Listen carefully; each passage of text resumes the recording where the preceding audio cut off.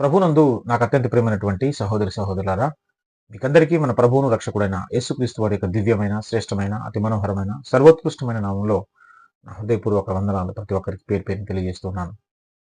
నేడు సమాజంలో జరుగుతున్నటువంటి బోధలను మనం పరిశీలన చేస్తే చాలా మంది బోధకులు, దైవజనులు, పాస్టర్స్ గా పిలువబడుతున్న వారు బైబిల్‌కి విరుద్ధమైనటువంటి బోధలను చేస్తూ ఉన్నారు అనే విషయం మనకందరికీ తెలుసన్నమాట. ఈ అంత్య దినాలలో మరీ ముఖ్యంగా ఈ మధ్య కాలంలో అలాంటి తప్పుడు బోధలు మరి సంఘాలలో ఎక్కువగా చోటు చేసుకున్నాయి.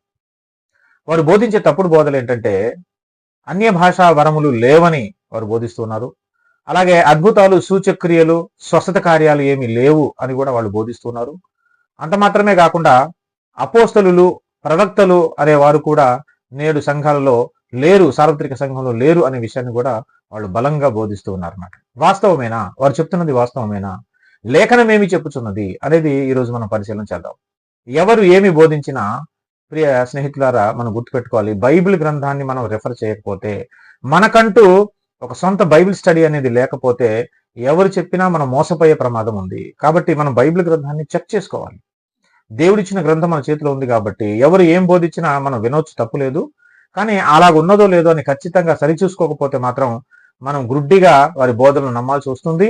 దురభిమాన పాపంలో పడి వాళ్ళు చెప్పిందల్లా వాస్తవమే అనుకునే ప్రమాదం కూడా ఉంది. కాబట్టి తప్పకుండా ప్రతి ఒక్కరు ఏం చేయాలంటే బైబిల్ గ్రంథాన్ని పరిశోధించాలి.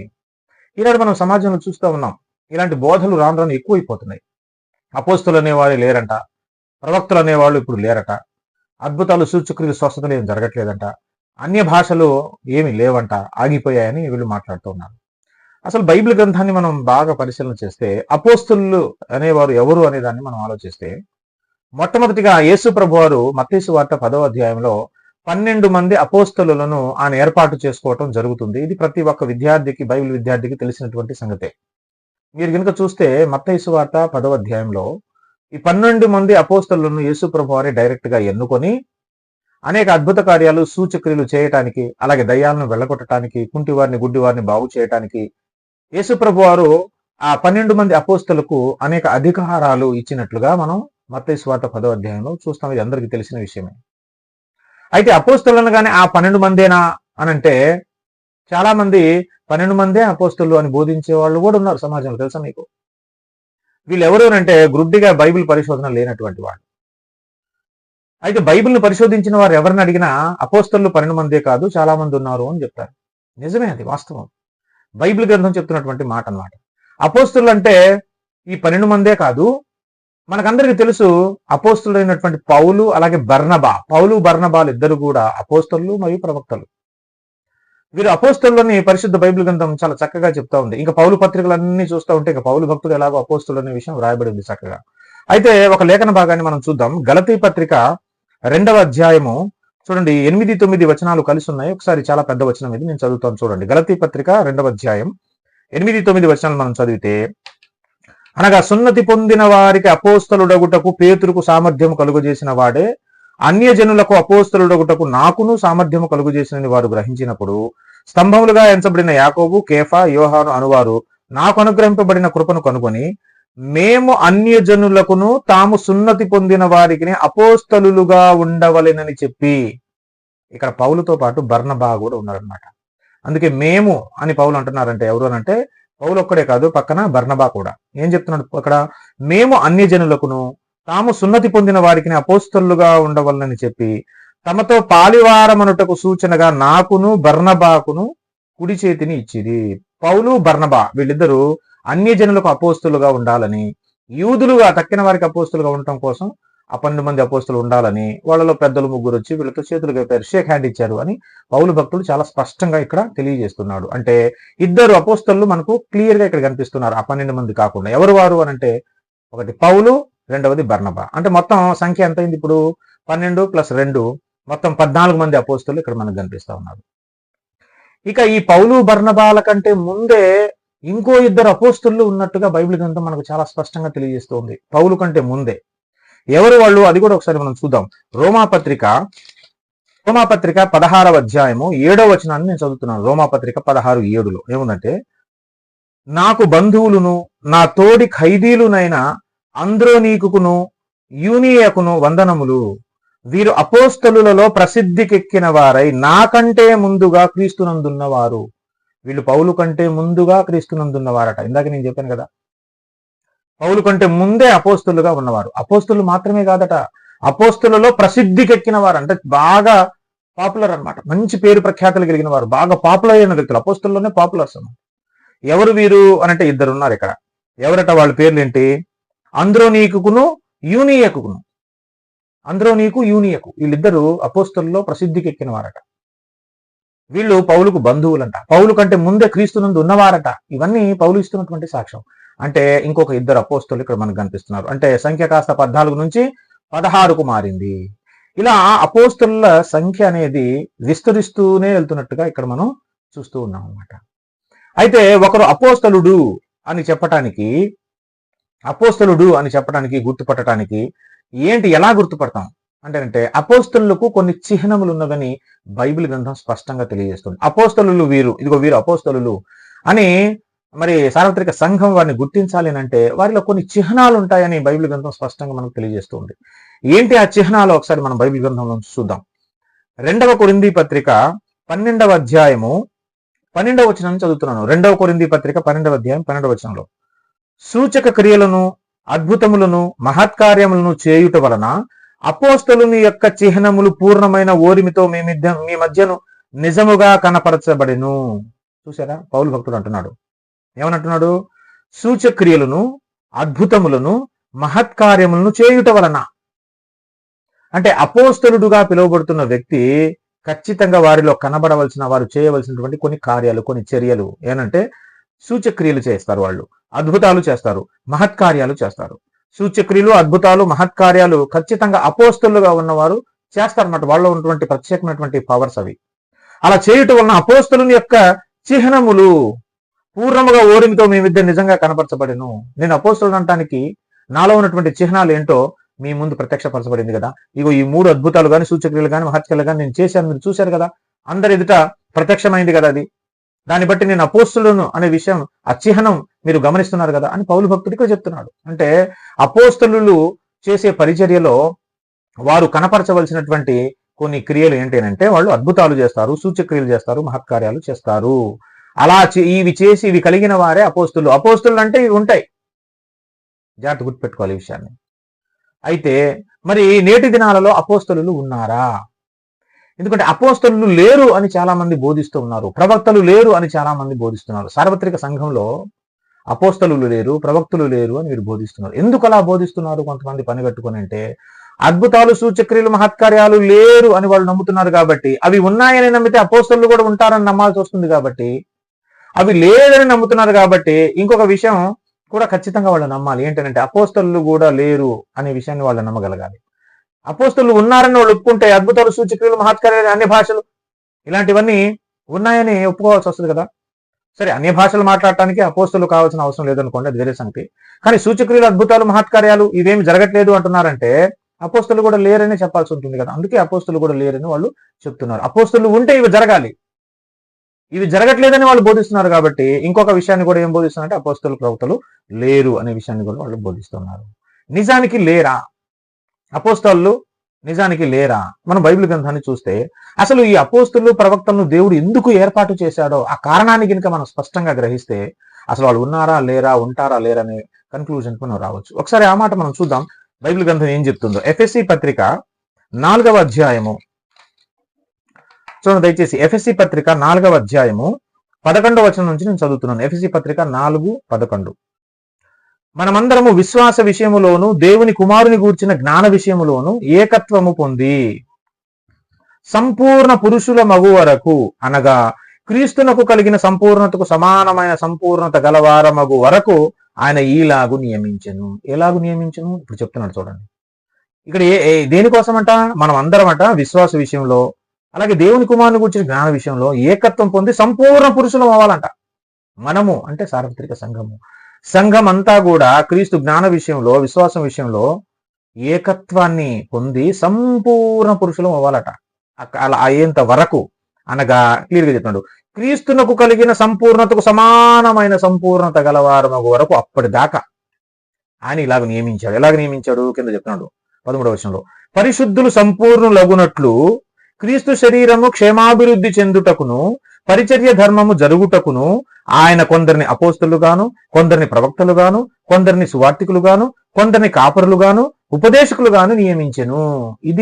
దీన్నే బైబిల్ థియాలజీలో 4-fold మినిస్ట్రీ అంటారు. కొంతమంది దాన్ని 5-fold మినిస్ట్రీ అంటారు.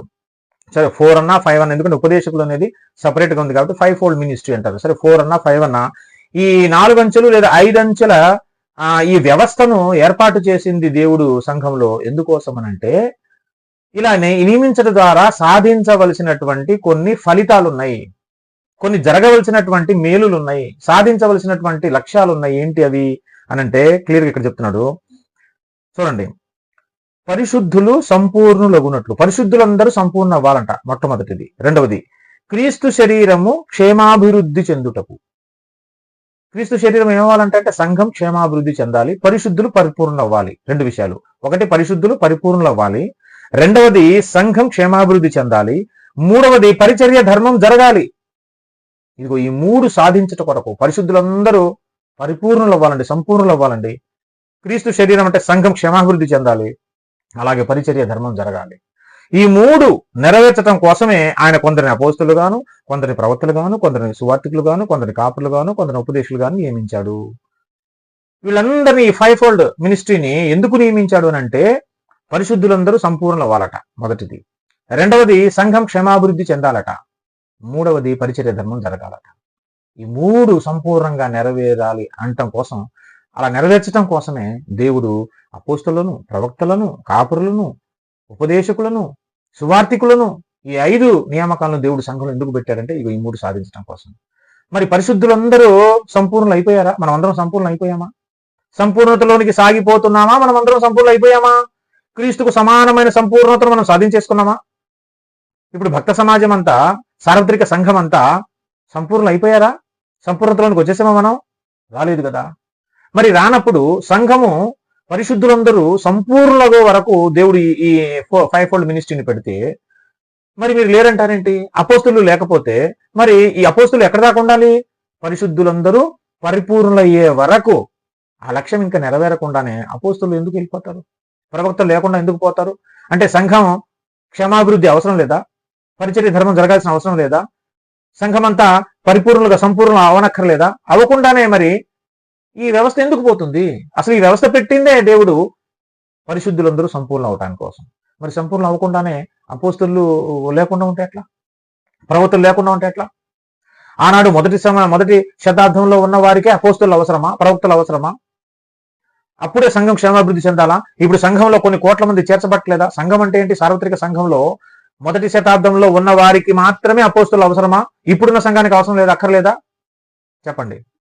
అప్పుడు సంఘంలో ఎంతమంది అయితే ఉన్నారో ఆ సంఘానికి ఒక్కొక్కరు రక్షణ పొందుతున్న వాళ్ళందరూ ఆ సంఘానికి చేర్చబడుతున్నారు కదా. గుంపు సార్వత్రిక సంఘం విస్తరిస్తుంది కదా ప్రపంచం అంతటా.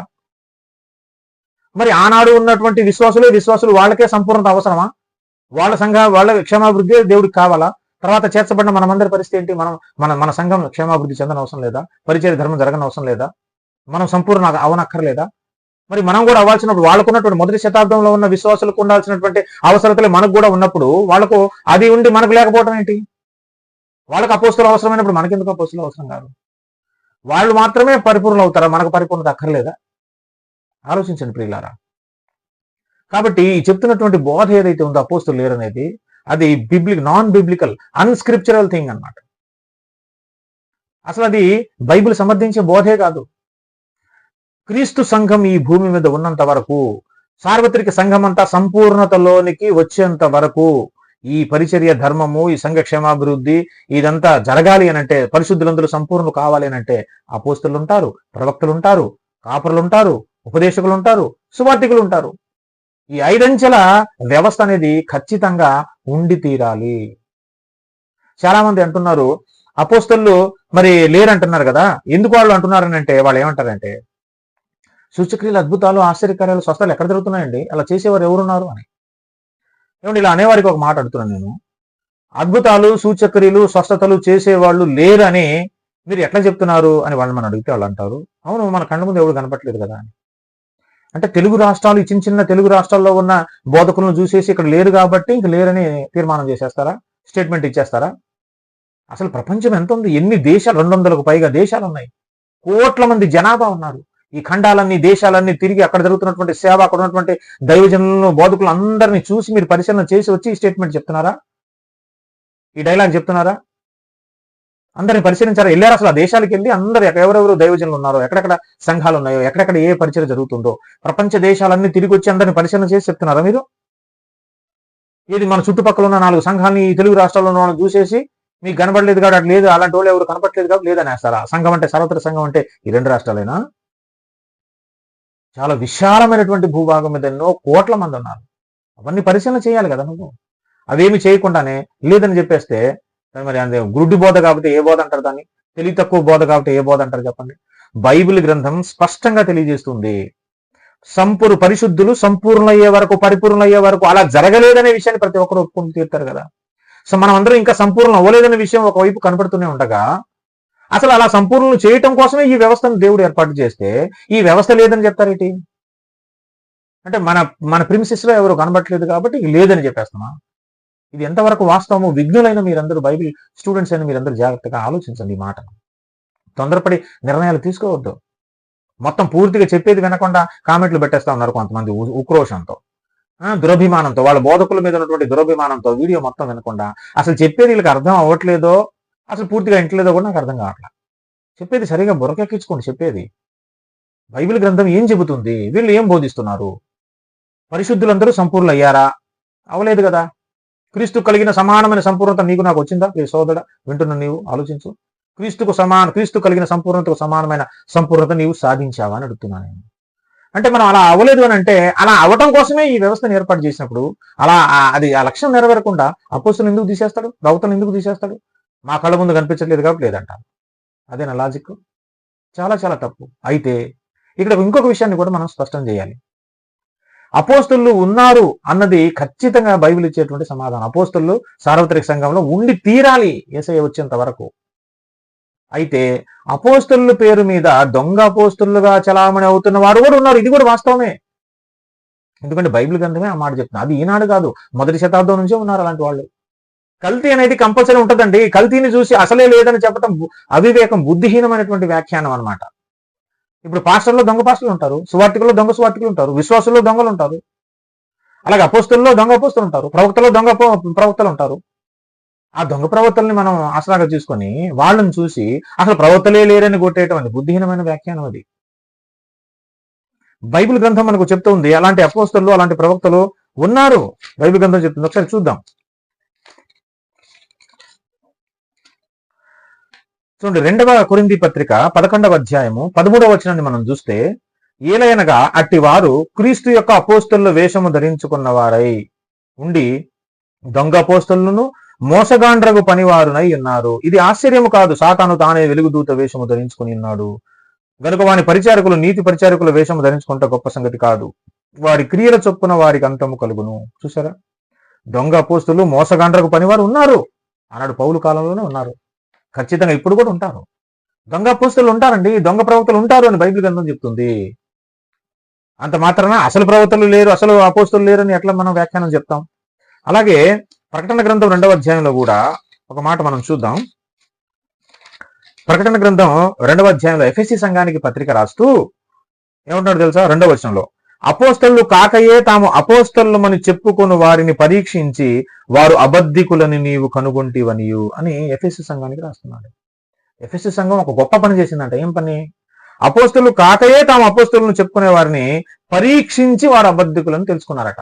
పరీక్ష, వారి క్రియల వల్ల మనం తెలిసిపోతుంది వారు నిజమైన అపోస్తలా కాదు. అపోస్తలు అయితే వాళ్ళు కొన్ని చిహ్నాలు ఉన్నాయి, అపోస్తలుల చిహ్నములు. ఏంటవి? అద్భుతాలు, సూచక్రియలు, మహత్కార్యాలు వాళ్ళు చేస్తారు. అలా చేయకుండానే మేము అపోస్తలు అని చెప్పుకుంటున్నారంటే వాళ్ళ క్రియలను బట్టి మనం వీళ్ళు దొంగ అపోస్తలు, అబద్ధికులని చెప్పవచ్చు. అబద్ధికులు ఉన్నారు, అంత మాత్రం నిజమైన అపోస్తలు లేరని ఎప్పుడూ చెప్పకూడదు. బైబిల్కి విరుద్ధమైన బోధ అది. నిజమైన అపోస్తలు సార్వత్రిక సంఘంలో ఉన్నారు, ఉంటారు, ఉండాలి కూడా. లేకపోతే లేఖనం నిరర్ధకం అయిపోద్ది.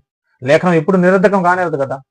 కాబట్టి సంఘం క్షేమాభివృద్ధి చెందాలి, పరిచర్య ధర్మం జరగాలి, పరిశుద్ధులు సంపూర్ణులు కావాలి. అందుకోసమే ఈ 5 అంచెల వ్యవస్థను దేవుడు ఏర్పాటు చేశాడు. ఈ లక్ష్యం నెరవేరే వరకు ఈ 5 అంచెల ఈ వ్యవస్థ కొనసాగుతుంది ఖచ్చితంగా. ఇది బైబిల్ గ్రంథం చెప్తున్నటువంటి మాట అన్నమాట. కాబట్టి స్వస్థతలు, అద్భుతాలు, మహత్కార్యాలు, సూచక్రియలు ఖచ్చితంగా క్రీస్తు సమాజంలో, క్రీస్తు సంఘంలో జరిగి తీరుతుంది. దాన్ని జరిగించే అపోస్తలు, ప్రవక్తలు ఉంటారు, ఉండి తీరాలి కూడా. ఇది బైబిల్ గ్రంథం చెప్తున్నటువంటి సందేశం అన్నమాట. బైబిల్ గ్రంథం చెప్తున్నటువంటి సత్యం. దీన్ని ఖచ్చితంగా నమ్మి తీరాలి. అందుకే మిడిమిడి జ్ఞానంతో బైబిల్ని సరిగా చదవకుండా, బైబిల్ని పరిశోధించకుండా, ఎవరో చెప్పిన మాటలు మనం రాసుకొని నమ్మి గుడ్డిగా మోసపోతే, మోసం పోయే వాళ్ళు ఉన్నంత కాలం మోసం చేసే వాళ్ళు ఉంటూనే ఉంటారు. కాబట్టి ప్రియ స్నేహితుడా, నేను ప్రేమతో నీకు మనవి చేసుకుంటున్న విషయం ఏంటంటే, ఎవరు ఏమి చెప్పినా అందరిది వినండి, తప్పేమి లేదు, అందరిది వినండి. విని జాగ్రత్తగా మంచి మనసుతో దాన్ని అంగీకరించండి. ఇంటికి వెళ్ళిన తర్వాత తప్పకుండా మర్చిపోకుండా మీ బైబిల్ గ్రంథాన్ని పరిశీలించండి, బైబిల్ స్టడీ చేయండి, హోంవర్క్ చేయండి. మీకంటూ ఒక పర్సనల్ బైబిల్ స్టడీ రీసెర్చ్ ఉండాలి. ఇప్పుడు బెరాయ పట్టణస్తులు, పౌలు శీలలు లాంటి వాళ్ళు, పెద్ద పెద్ద వాళ్ళు చెప్పిన వాటినే అలాగున్నో లేవో ఇంటికి వెళ్ళి ప్రతిదినం బైబిల్ చెక్ చేసుకునేవాళ్ళు వాళ్ళు. మరి మనం కూడా ప్రతిదినం చెక్ చేసుకోవాలి కదా. చెక్ చేయకుండా నమ్మకూడదు, ఎవరు చెప్పిన, నేను చెప్పిన, ఎవరు చెప్పినా. కాబట్టి బైబిల్ని నమ్మండి, సత్యాన్ని నమ్మండి, క్రీస్తు బోధన నమ్మండి. దేవుడు మీకు సహాయం చేయను గాక. ఆమేన్. అందరికీ వందనాలండి.